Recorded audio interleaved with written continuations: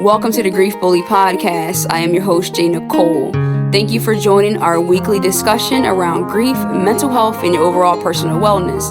The Grief Bully podcast will serve as a vehicle to help you navigate life's journey. Be sure to subscribe, review, and share the podcast with anyone in your life that you think it will help. Let's bully grief together. What's up, beautiful people? Welcome back to another episode of Grief Bully Podcast. I'm your host, J.Nicole. Guys, we are back in the building, rocking and rolling for another conversation. I am not by myself today. I do have a guest. Listen, I'm telling you right now, I have listened to my fair share of music, but this person is seriously a spitter. We got somebody super fire from Philly, made her way over the bridge to come chill with me and you. T Marie's in the building. What's up? Hi, thank you for having me. Yo, listen, thank you for being here. I super appreciate it.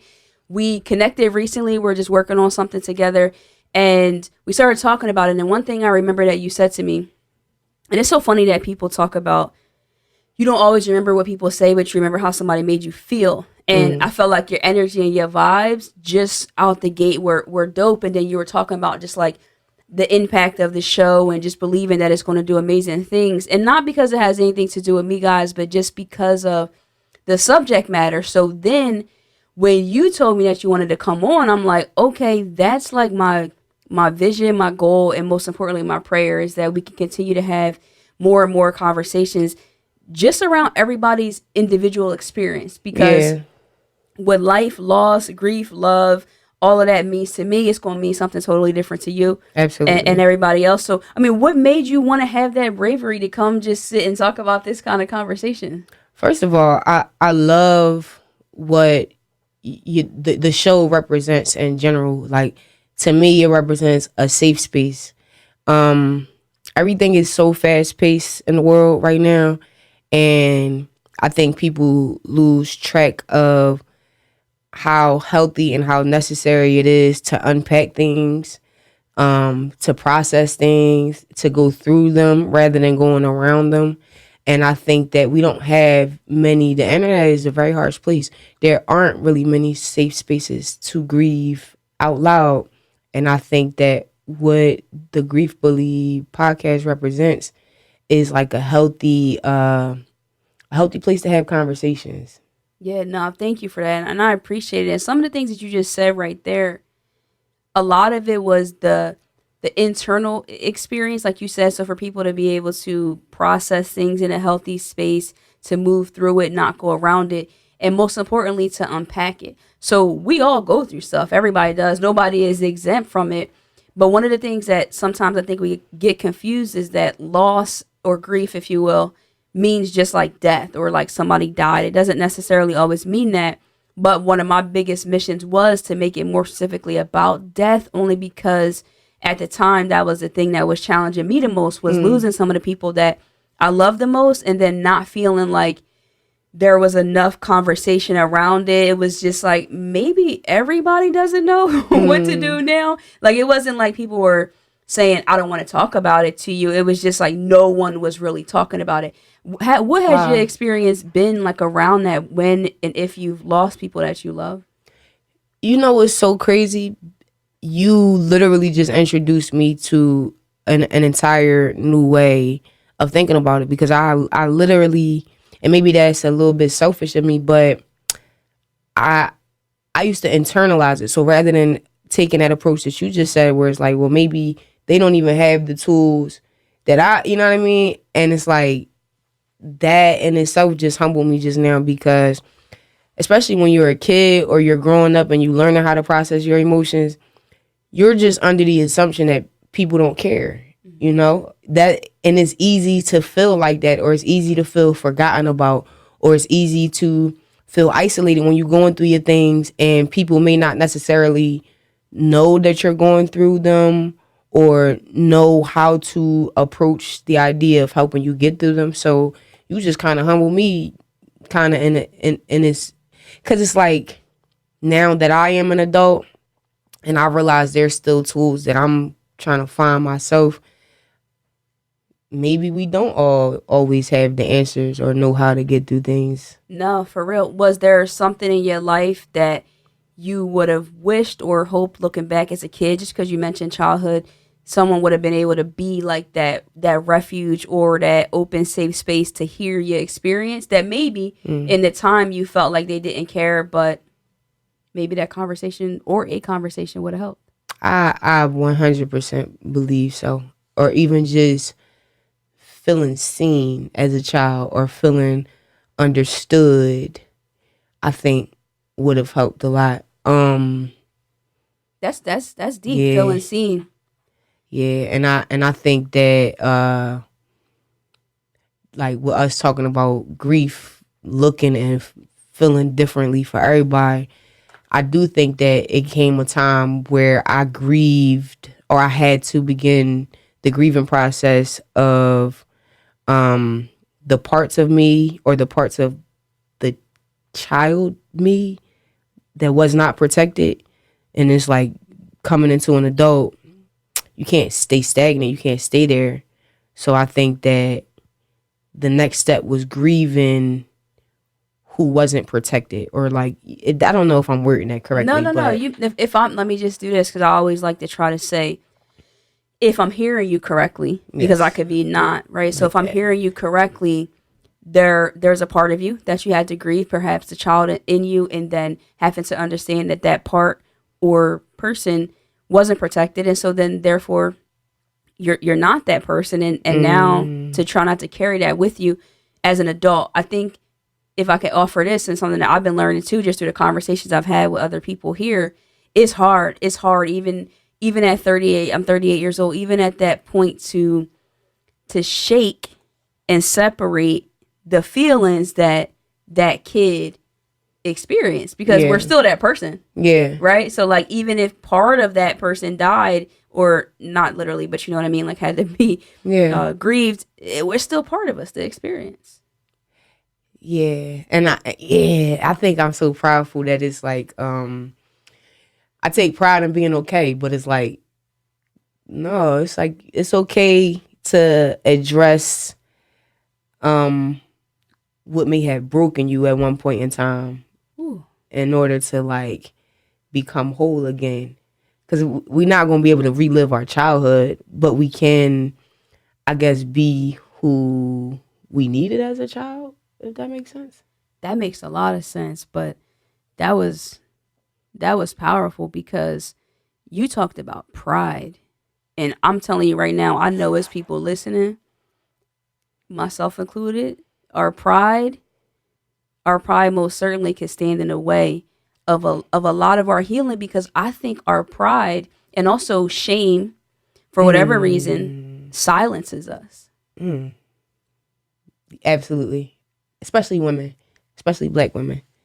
I think that we're very much used to either not having the safe spaces that we need, or being told to just thug it out, like get over it. And I think that it's so funny when I said something to my mom the other day. My mom has had an extremely traumatic childhood, and she's still just like the sweetest little sunflower ever.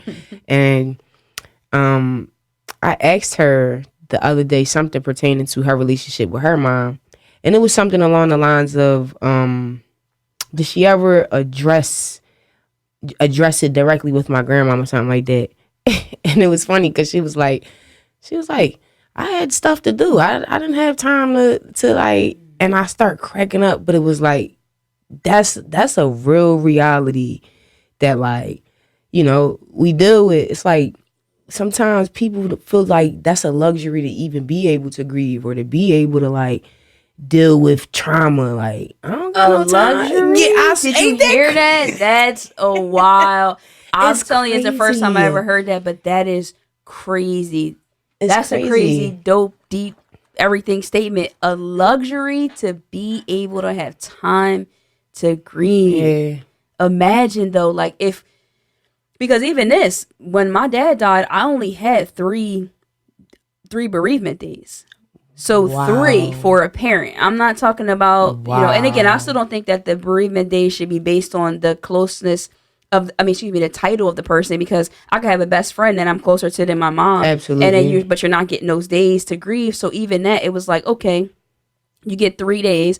I had to take my own personal time, and then I took the 3 days, but I was responsible for all of the decisions, all those things. And then imagine you got to go back to work. So even that, like, imagine if we were able to just sit in it. If maybe if like our finances were in a better spot, if I don't know what else would be different. Maybe you can offer some advice on what you think, but to be able to just be like, okay, I have time to really explore this, but most of us don't.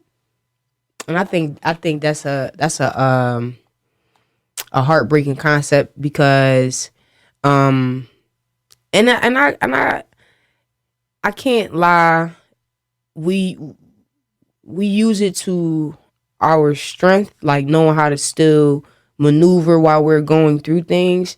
But I do think that is necessary in order for us to like just evolve and learn how to like not avoid our pain or avoid the hard emotions. But and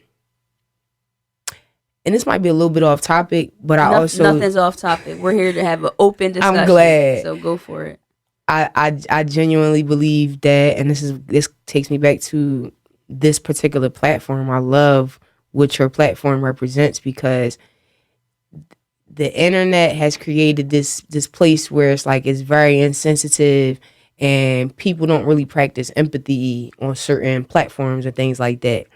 And I think to be able to not be ashamed of like whatever we have to unpack, we gotta feel safe. We gotta feel like people actually care. We gotta feel like, and it's something about talking to you that you just have this aura about you, this softness and like this calmness that somebody can literally probably sit and just unpack with you for hours, but that's necessary.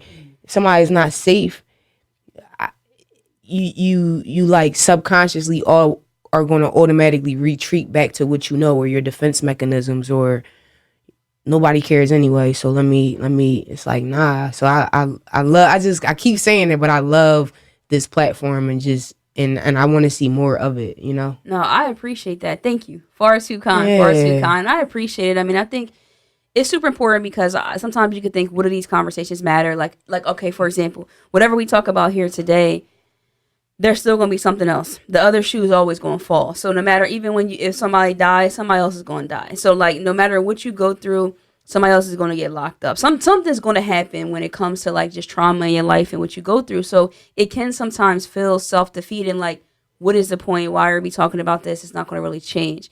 But I think sometimes the part of it, and what I encourage other people that's tuning in to do, is find a way to express, because even if it's temporarily, like even if it's just for an hour or for one day, you felt a little bit lighter, maybe in that clarity, you could look at what you kind of got going on, because sometimes you have so much trauma.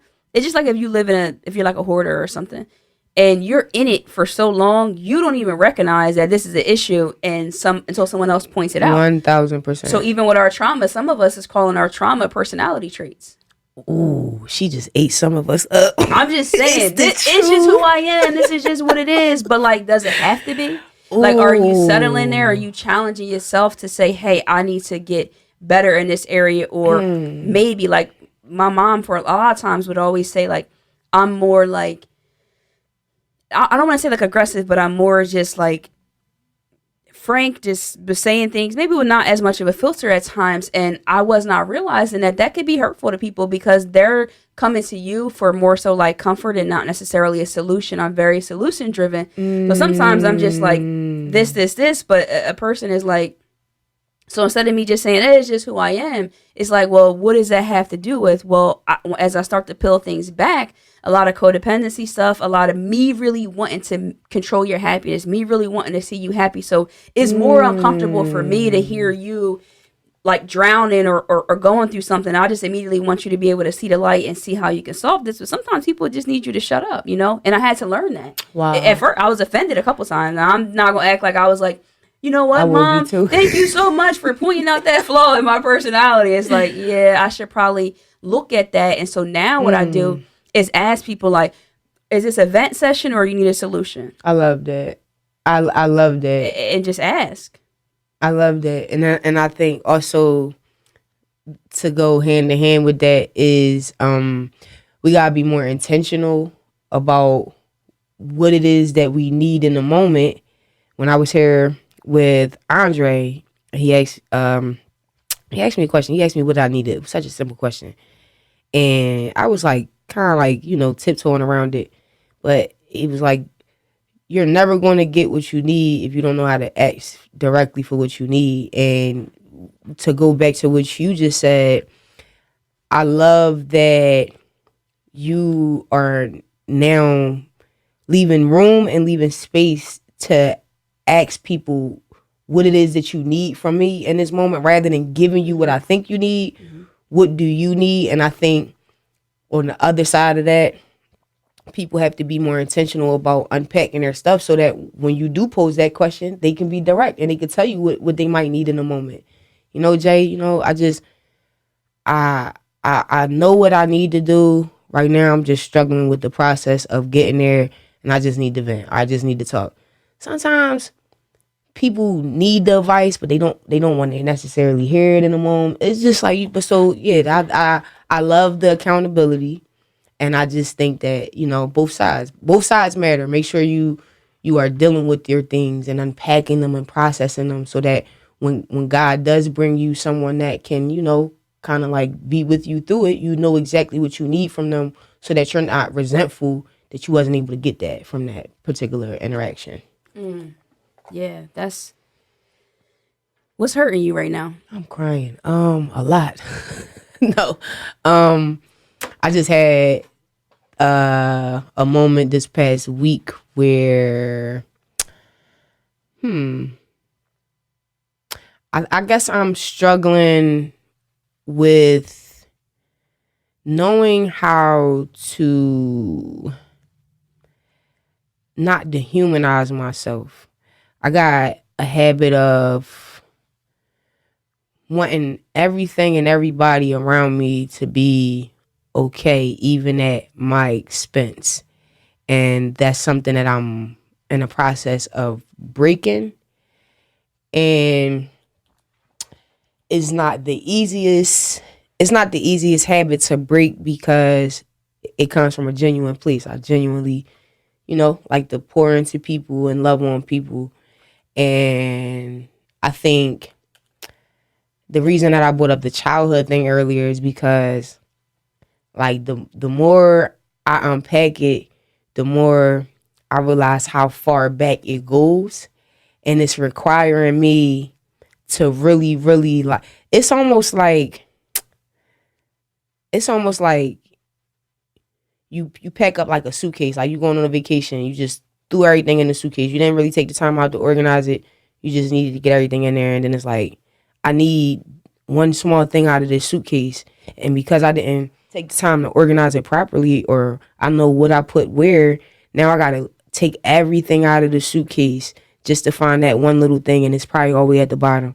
And that's literally the only way that I know how to describe it. I'm like trying to take everything out of the suitcase, find that one thing, and then now that everything is out of the suitcase, I want to pack it up properly. I want to go through things. This might be stuff in the suitcase that I don't need to take with me on this particular trip. And I feel like that's literally where I'm at right now in life. And not to be long-winded, but I feel like even that is a grieving process, because I'm trying to like unlearn negative habits. I'm trying to unlearn being motivated by my pain. I want to have a different source of motivation. I want to have a different source of figuring out who I am in life. I don't want to be angry. I don't want to be in pain. I don't want to have personality traits that's low key character flaws, but I'm not willing to address it. So I'm just going to take it on as like, I want to be my purest self. And I think that requires unpacking the things that are me authentically, and then the things that I've picked up along the way of life, if that makes sense. That makes a lot of sense. But did you hear that you said you don't want to be motivated by your pain? I think we got to dig into that a little bit, because we're talking on one of the last episodes about if our life wasn't our life, like, so say we didn't have to go through all of the things, the pain, the trauma that we went through, we're like, well, then we wouldn't be who we are. But I'm like, but what if we never had to go through that? We could also have been a way better version of ourselves. I think about that all the So time. it's like, I don't want to be like, well, I went through all of this and so it made me who I am. Like, okay, but maybe there would have been a better version, a less painful experience, a lot less to carry right now. And so when you talk about being motivated by your pain, I want to talk a little bit more about that, because that was like really powerful.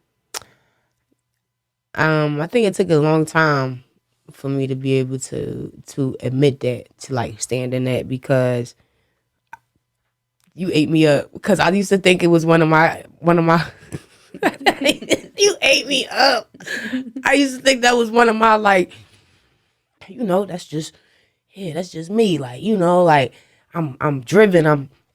And I am driven. I'm naturally a motivated person. I'm naturally a driven person, but I'm also a sensitive person. And what I didn't realize was happening was I was becoming offended, and I was becoming hurt by some of the things that was being done to me. And it's almost like I don't like this feeling of being hurt, so I'm going to take this and I'm going to spin it.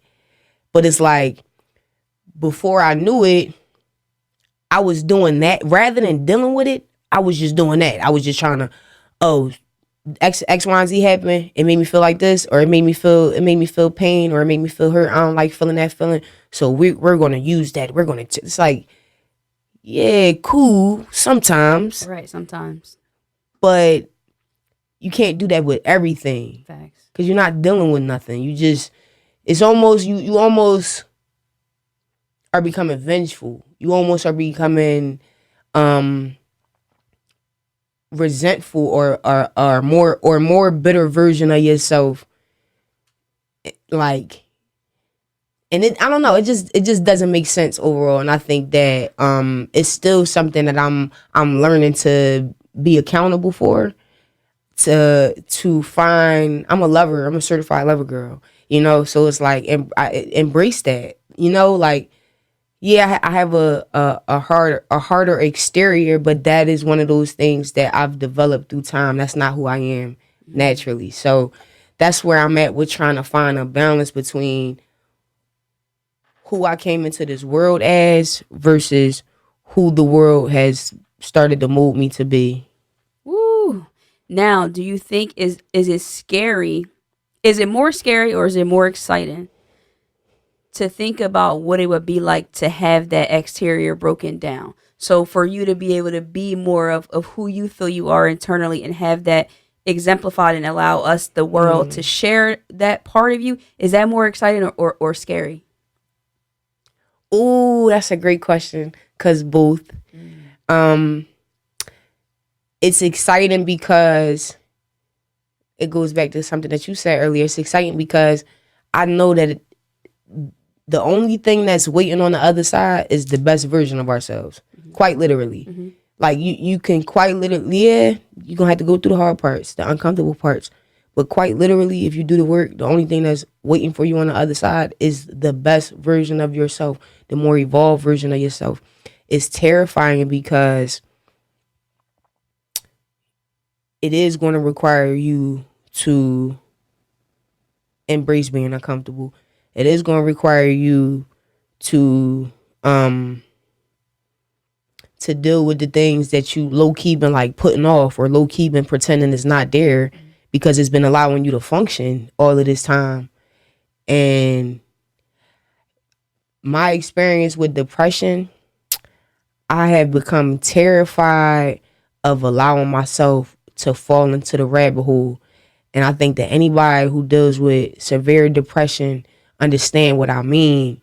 It's this place that once you fall deep enough, it gets harder and harder and harder to pull yourself up out of it. And the longer you in it, the less you recognize yourself. And if you know, you know. And so I think with me, I found ways to become very, very careful to like walk on the line but not cross the line, or like, and it's like, and I understand why I do it, but I'm only prolonging the process of becoming who I want to become. So it's terrifying, yeah, because of, I guess, the walls that I've put up to protect myself. But like I said, I just don't see nothing but good on the other side of that. It's the in between that get a little muddy, like, you know. Yeah, no, that makes sense. I mean, do you think like having like what's kind of standing in the way? Do you think it's a person? Like for example, if you had someone that was like a safe space to walk with you through it, or is it just mainly like you said, the fear of crossing that line and then becoming depressed while you're trying to like, I guess, explore and figure out what you need to do to get these walls down and just let that best side of yourself stand up? Because the reason why I say that is because you talked about a safe space. You've mentioned it a couple times, so I'm just wondering if that's something that might be like a missing thing. No shade to the people in your life. Not no shade. Oh, Yeah, I'm gonna look at every camera. yeah. That is a great question. But that goes. See, I gotta hold myself accountable. That goes hand in hand with what I said earlier with you. I think that I also have to do a better job at being very intentional and very specific about what it is that I need. I can admit that. But on the other side of that, I will say that I do notice that I'm that person that if the thought of you cross, and it's like I'm tapped in on a completely different level, and I've been through certain things, so it's like I I feel energy shifts. I feel um I feel it. So if you cross my mind, I'm checking on you. I'm heavy on the yo, you good? I'm heavy on the you're not acting like yourself. Let me tap in. You might not be saying it, but let me check. I'm heavy on those things. So it's very noticeable that I don't get that in return. So to answer your question, absolutely, I do think that having a safe space, whether that be a person, whether that be you joining a book club or like a commute, something like hell yeah, and feeling safe to speak on, and it's no shade, but feeling safe to speak on things that you feel like is not going to go over the other person's head, or feeling like oh, and when I'm with this particular group, we only talk about entertainment. We only talk. I need in-depth conversations. I need tough, uncomfortable, taboo conversations like this because it allows me to process life in a healthy way. I can't. I no longer can stay in a space where I pretend to be okay because that was destroying me. And so it's like, I love that you asked me that, and I feel like that's God being funny at using you to ask me that, because that's not something that I will ever say out loud. Oh yeah, I need y'all to check on me more, or I need a safe space. But it's so funny because it's like, but you do. It's like you don't want to say it, but you do. So yeah, that's crazy. Yeah, that's something for sure. I mean, I again, pride. Hell yeah. Talking about the pride and the shame. I mean, and having that exterior, but you already said it too. We have to work on being our own best advocate, and you have to speak your mind to protect your heart, because people can only do what you allow them, right? And I do think that, and sometimes people take advantage. But what I'm saying is that you don't take this the wrong way from me. Is that I think it's hard to love and care for the potential of someone than who they're actually presenting themselves as. Damn. So it'll be like, okay, if you want me to hug you, to check on you, to call you, to do these things, but the way you present to me is that you don't need me to do that. So I'm not doing that. Let me ask you this then, right? And that's so funny that you say that, because now, all right, how do I ask? Because me personally, I'm one of those people, like, I truly believe in duality. Like, and so I'm all of that. We gonna bid, we gonna have fun, we gonna do a little this, do a little that. But if you my dog, I'm connected to you on a whole. I feel your energy off. I feel, and it's funny because you know how some people get offended by like, oh, they acting funny. No, I will know it's something else. Let me ask. Maybe they don't. Maybe they don't know how to articulate it. So let me ask. Let me get a little nosy and stuff like that. And it's like. So, are you a person that, let's say, a close friend? You got two best friends. Mm-hmm. Are you someone who can kind of like push past what's being displayed on the surface and like, do you talk to your friends? Do you encourage them to kind of like, how do I word no, it? I think I know. You I think I know. I think I know what you're trying to say. Or do you respect the boundaries? I don't want to. I see they're upset, so let me give them some space. You know, or do you? So I think I'm a little bit of an anomaly, and the reason why I say that is because I'm so wrapped up in this grief world. So I naturally now have more empathy for people in the sense that because of the deaths that I've experienced in my life, I've learned that I will. This could make me slightly emotional in the sense that one of my friends, actually one of the first really big losses that I had in my life, she was only 25 and she died in 2013. And I knew that she was kind of dabbling in some things. And because of out of respect for her and not want us to get into an argument or her be mad and not speak with me, I didn't tell her family what I kind of felt, you know? And so, not that it would have saved her. I feel like she's going to do what she's going to do and other people knew as well. Yeah. But that was some guilt that I still deal with where it's like, man, so I made a vow to myself at that time that if I see something or feel something could be off or not right with somebody that I love, I would rather you be mad at me and never speak to me another day in your life, but you be alive. So that's the extreme levels that I'm on. Everybody don't have to be that extreme. So let's answer that on a less extreme way.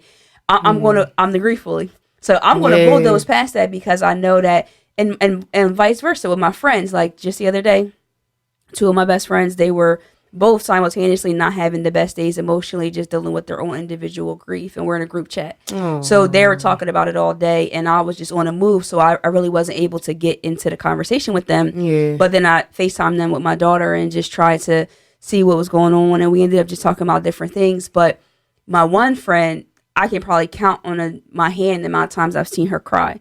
The other one is a little more emotional. We're talking about a Sag and a Pisces. One of them is a little more emotional and like open, I guess. And the other person is more like, you know, this is life. This is how things go. But I will say like, hey, like, are you good? And we'll both be like, are you good? Like, what's going on? And my other friends too, like, hey, haven't talked to you in a minute. How you doing? Like, no, like for real. I'm literally meaning like, how are you? Oh. So, because again, these two people I'm talking about are Black women, but then I have a lot of male friends as well. And it's just not all, people are just not always that forthcoming. And I do understand what you're saying, that if you're my people, right, then you like kind of like should know. So I understand that is a two-way street. Maybe that's what you're trying to get to. It's like, I'm not going to just settle at the, you said you were cool, even though I feel that you're not cool, but you need somebody to be like, nah, like you're not good. Like what is going on with you? And so maybe you can come up with some sort of code word conversations with people, because when it comes to supporting people when they're going through difficult times, you don't always know what to say, but you could maybe say like, all right, like sometimes people will just like send me a blue heart, say, hey, you know, thinking of you, just seeing what's going on. Like, and then it gives you the green light to say what you want to say or not. But yeah, like if you're cool like that, but maybe you got to say it to people too, because sometimes, again, we all are a sum of our experiences.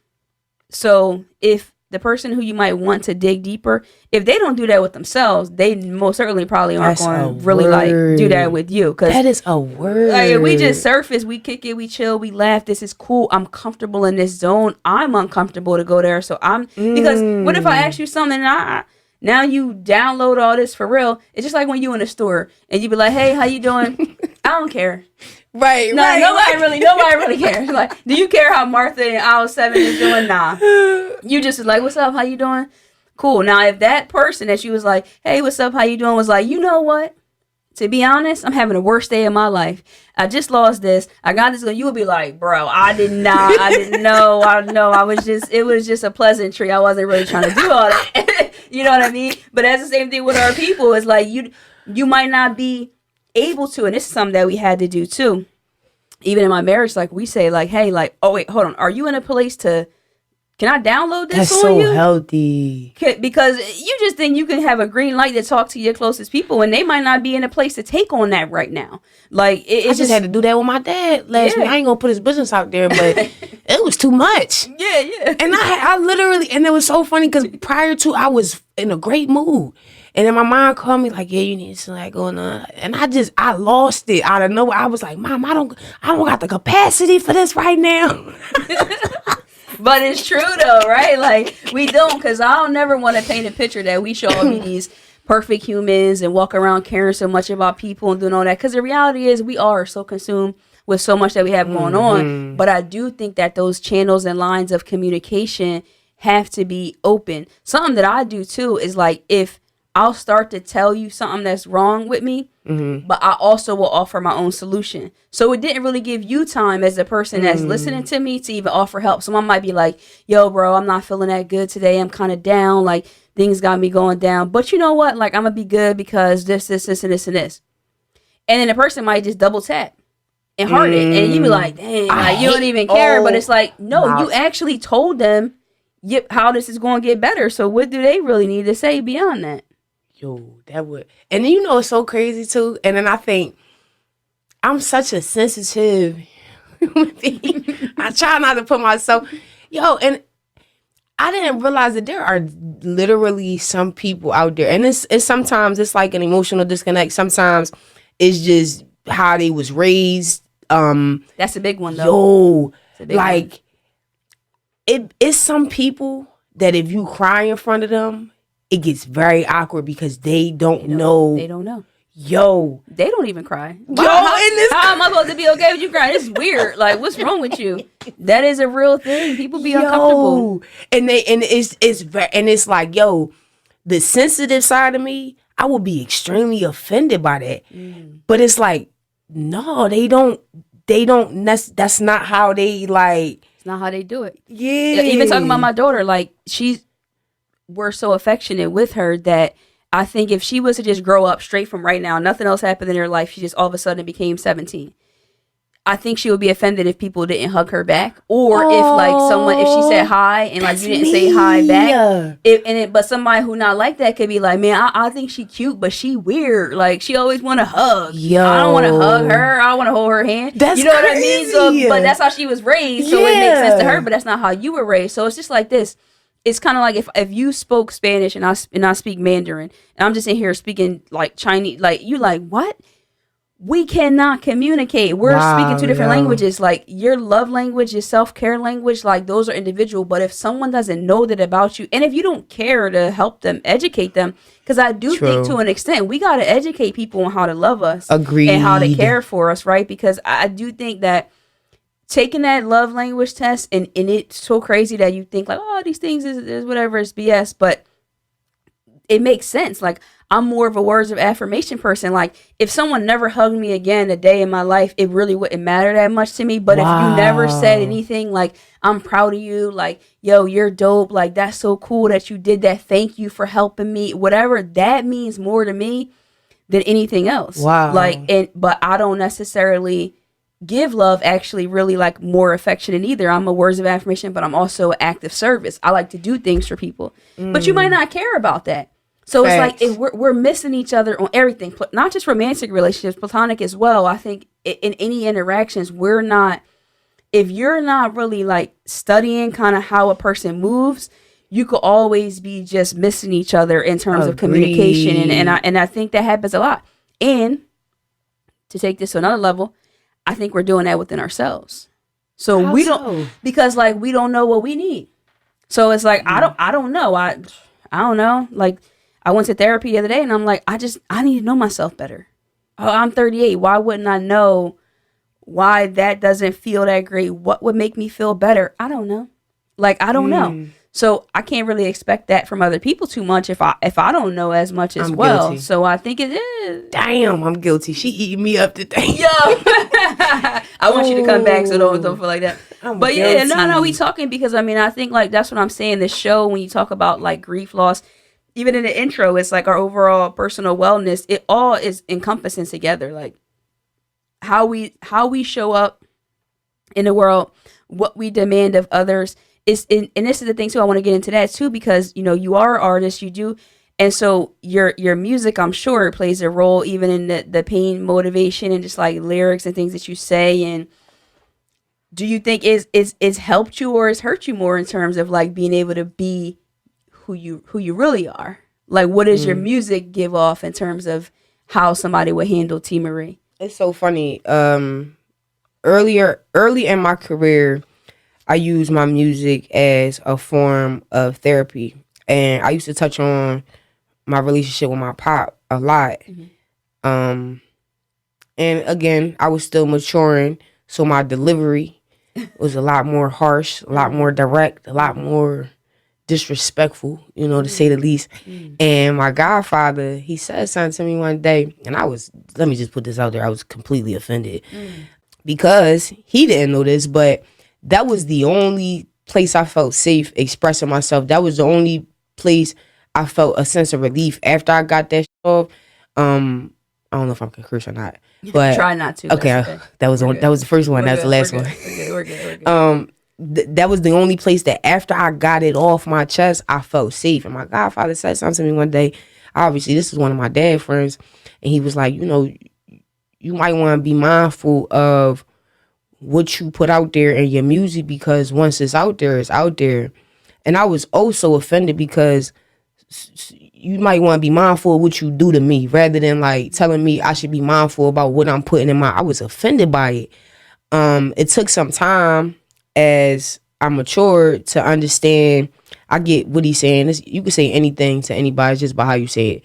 So that's where the maturity came in at, where I start polishing up and figuring out better ways to express myself that was a little less disrespectful. Even though I felt disrespected, I am, but I use that story because for a while after that, I was afraid to talk about the things that mattered to me because I was afraid of, I guess, putting that out into the world or people having access to that part of my business. And my music suffered drastically because of it. My creativity suffered drastically because of it, because it goes back to, and everything ties into each other. Like, that was where my pain and my trauma, that was where I was unloading all of those things. And because I kind of like took that safe space away from myself, I start struggling with my identity, which is so ironic because, your creativity is a byproduct of that. It's supposed to be the opposite. So the fact that I start struggling with my identity because I was robbing myself of being able to express what I was going through, my music suffered drastically because of it. And even now, like, I want to have a balance between having fun music, but also having music that represents me authentically. And so I think that's where I'm at right now with getting back to my roots, getting back to why I started music. It doesn't sound good because it's not coming from an authentic place. And I'm learning that now. So now I'm getting back to, yeah, it might be a little some music. Y'all might get some emotional music from me. Y'all might get some of that music that's talking about deep, dark stuff that's addressing real life things. But I feel like that's necessary in order for me to continue to flourish and grow creatively. I have to leave that room to address like the real things that I deal with. And it's like, even being able to have this conversation with you, I'm proud of myself because I'm very, very particular about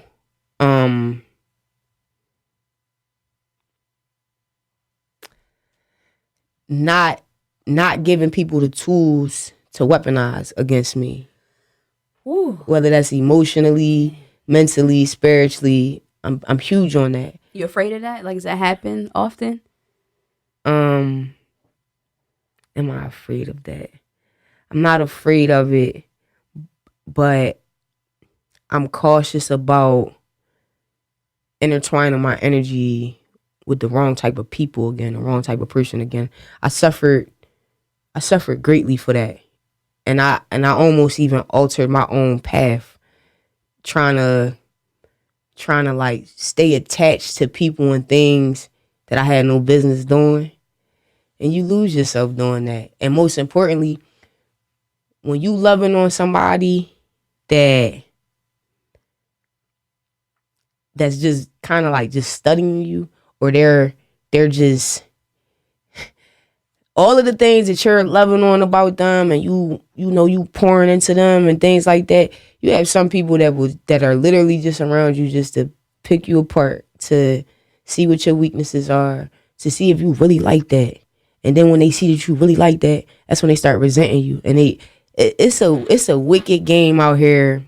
When you have a very, very bright spirit, and I know when you have a bright spirit, and you exude love, and you exude just a certain energy. Like, you gotta protect that, because everybody don't have that, and they'll resent you for that. So, man, you that was a saying a lot. mouthful. I know. No. You know, in a positive way. Like, you're saying a lot because, again, yeah. I mean, I never even thought about that coming on something like this or anywhere, even if it was an interview somewhere else, like just expressing openly like who you are and your experiences, that somebody's going to try to like weaponize that. Because in my mind it's just like, why would somebody Why do would that? you? Yeah, But crazy. you're right, we live in a world where it's got to be something for gain.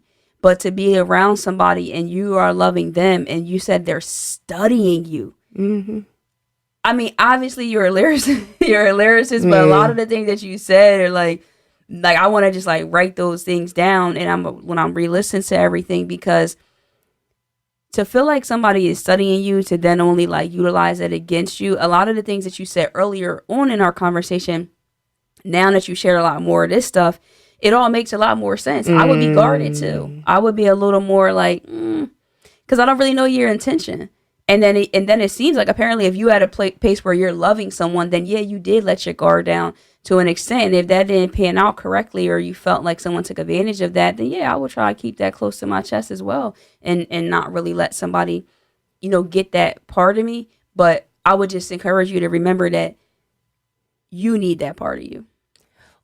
Oh, you stop eating me up. I'm just saying, you dropping bars. I'm just trying to say, like, yo, you can't let that stand in the way. Yo, that's crazy that you say that, because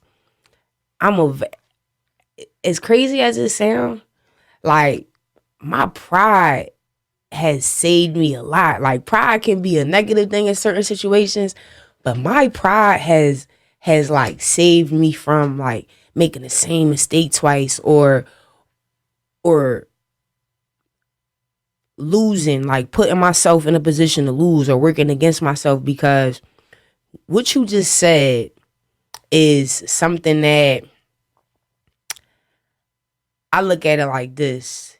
Whether it's a romantic relationship, whether it's a platonic relationship, it could be your family, it could be a parent. Mm-hmm.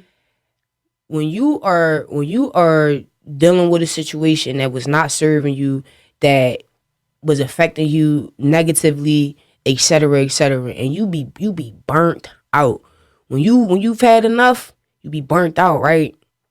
And it really took for me to, like, my pride was like, yo, you will allow something that was not for you to begin with to like alter your future like that. Like, all right, cool.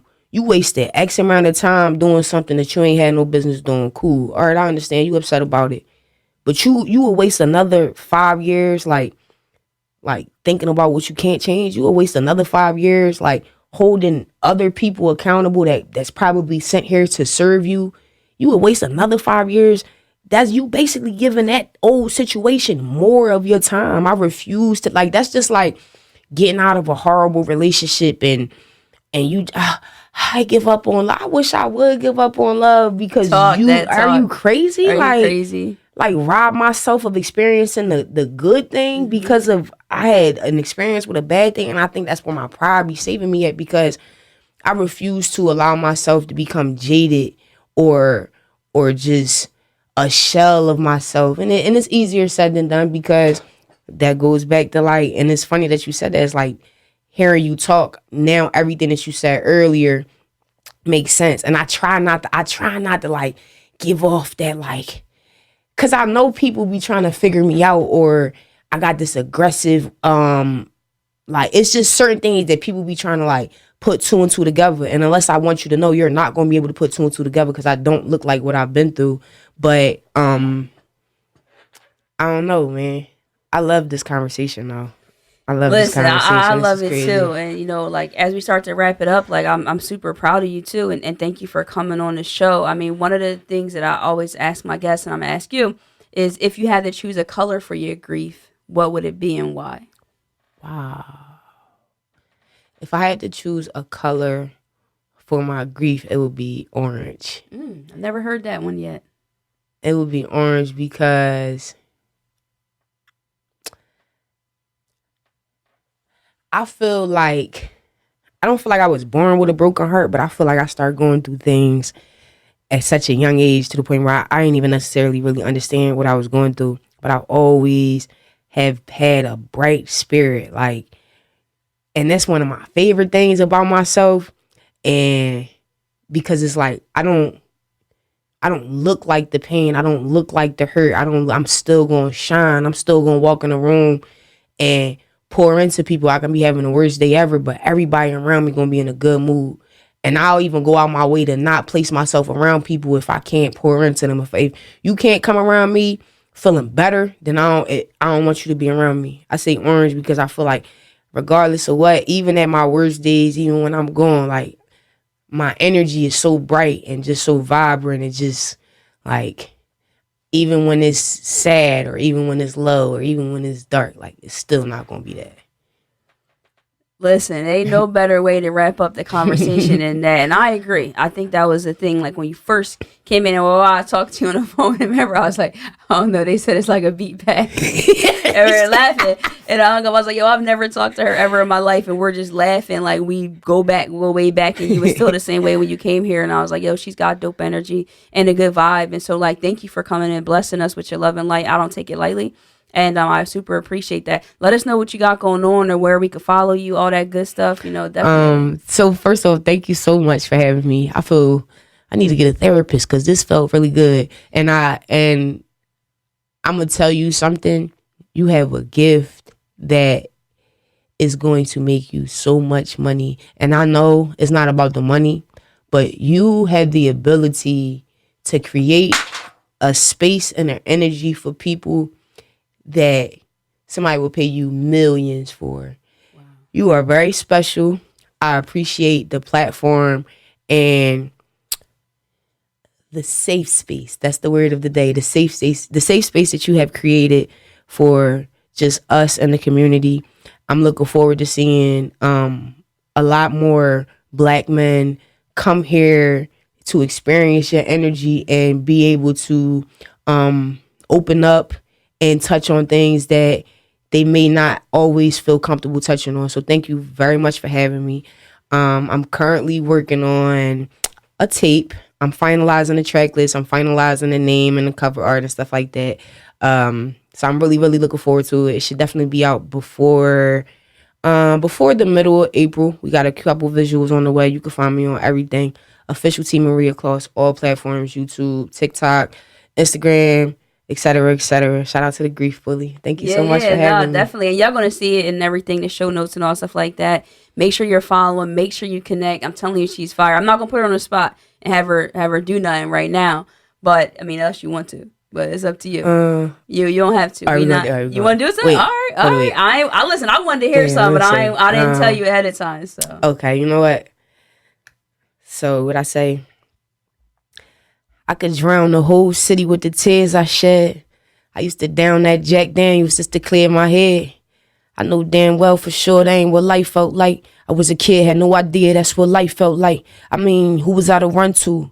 I felt alone in a room full of people that I would have gave my lungs to. It's hard for me to breathe now. I trust nobody with these scars. I guess it's just God, Nipsey, and me now.